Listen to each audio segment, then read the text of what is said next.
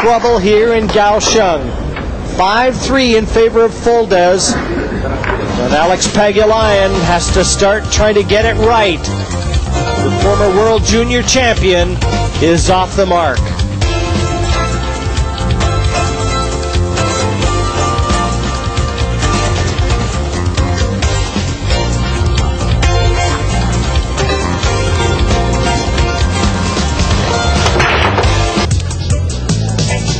Welcome back. The culinary delights of this lovely city, Kaohsiung, at night in the night markets, where all the delicacies are well worth waiting for, queuing up for. The choice is fantastic in the night markets of Kaohsiung.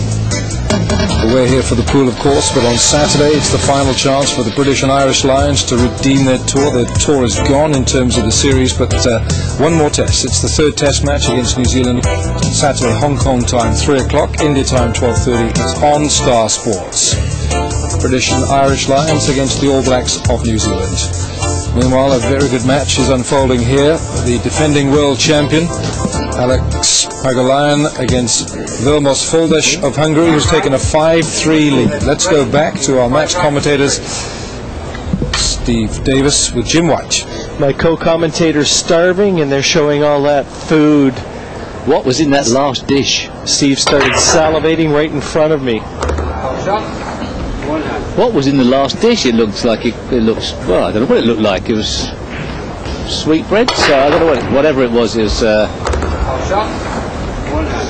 well, a mistake here from young Fuldez, finally allowing Pagulayan back to the table where he can see the ball. The satay looked nice, but the rest of it, I'm not too sure about that last dish. Do you think I'm a bit hungry? Steve, you're looking a little, you're going to start gnawing on my arm here pretty soon. If I start mentioning food too often, just slap me down and we'll talk about the shots. Alex just weighing it up in his mind. There's a problem. The top end of the table. We don't know whether or not the 4 passes the 8. I wonder if he's going to look for the 2 fouls here. Or is he just going to follow this through? Well, normally you'd eat this chance up, Jim. I think from the 5 to the 6. Stop it. From the 5 to the 6 is what concerns Alex right now. Because the 6 is not available top left.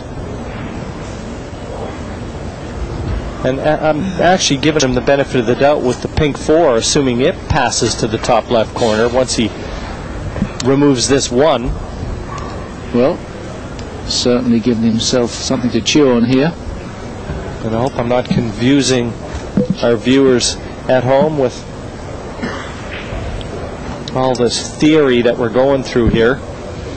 No, I don't think you are, because I think the pool fan now is a more sophisticated viewer than when it first came to our screens, and a lot of the people that tune in regularly now watching this game really do understand the tactics. First timers haven't got especially from the snooker world watching, haven't got a clue what's going on. I think the game's a piece of cake, and should have tried and knock that 4 out into play. I think that's what he's looking at. To some degree, but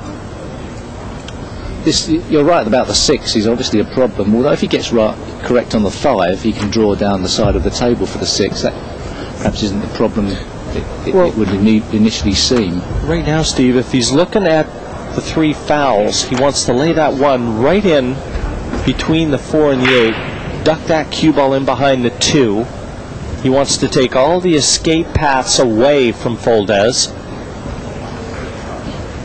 Interesting rule, the 3 foul rule, obviously brought into play because there are some situations that could not be resolved because of that. I'm not too sure he's playing the safety though here, is he? He's playing the pot. Well, he did develop the 4 in moving the 8. Now what? Across the table, stun, screw across the table for the 4.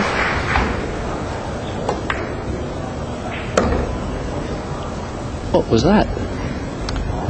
Well, I have a feeling he tried to bump the 7 out of the way to leave the 4 into the side pocket. The 4 into the side pocket, yeah, it was on, although perhaps on our screens it looked a little bit shallow to pot, but well, perhaps complicating things a little bit too much, trying to get a bit too clever there, Jim? Or perhaps that was the only way he felt to get the rack. Can he get past this?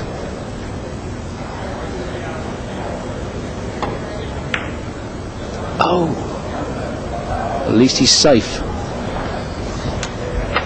The 6 now has been nudged a fraction. Whether it goes past the 7, don't know. Well, if body language tells us anything, Steve, Alex is fighting it right now. He's 5-3 down at this point. And quite possibly he may have wished now that he had gone for the 3 fouls. Always easy to say hindsight's 20/20. Tough to get a 3 foul at this level. Very tough. You might see it once an event. An interesting thing happened to me many years ago I had a chance to get 3 fouls on Earl Strickland, but it meant that I had to play a foul on my second go. You know, sometimes it gets to the stage where both players are playing fouls, but one's one ahead of the other, and it was something tactically I never knew the shot. I could have easily have tied him up. Lots of tactics at this game that have to be worked out. Pretty simple safety there. No problem for Folders to escape from. Of course, always the problem at this game, to try and leave the ball safe after the escape. The jump shot. Well, it almost looks like he's just got to go over the edge of these 2 colors. Just about a gap there. Which would make the jump a lot more controllable. He wouldn't have to hit the cue ball as hard to go over the top of a ball as go over the side of a ball. So much so he's using his playing cue to do it. Oh, he didn't even have to jump it through the gap. Oh. Now this is where you need great touch. There's a chance that Pagulayan can play very thin off the 4 to line it up with the green 7, brown 7, green 6, bring the cue ball down, possibly be behind the 9. Or does he play across the face of the 4 ball? Or the same shot, much easier to play, less risky as well. And this one's a little tougher than the last. I don't think that same space between the 6 and 7 is available this time, and there's confirmation of that.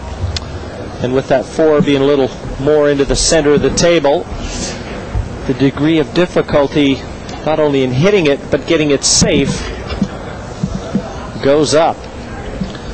Well, there was a gap before, but obviously that gap doesn't line up with the 4 ball. This is a bit trickier to jump as well, because he's definitely got to hit this one harder than he would have the last. Oh, he nearly made it.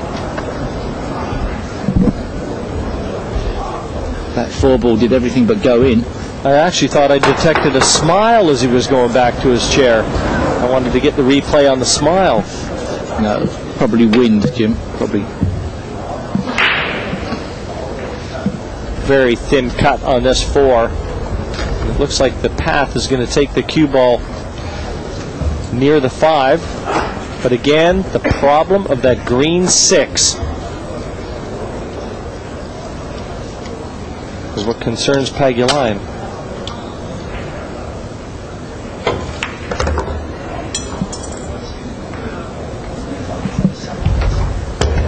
Just not happening for him right now. He's got to stick to his guns and try and keep the handcuffs right now on Fuldez.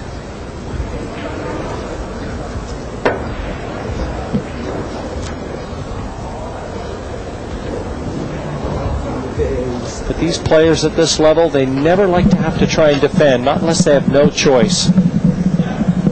They always come to the table to every match in attack mode. And look at this. What a beautifully judged shot.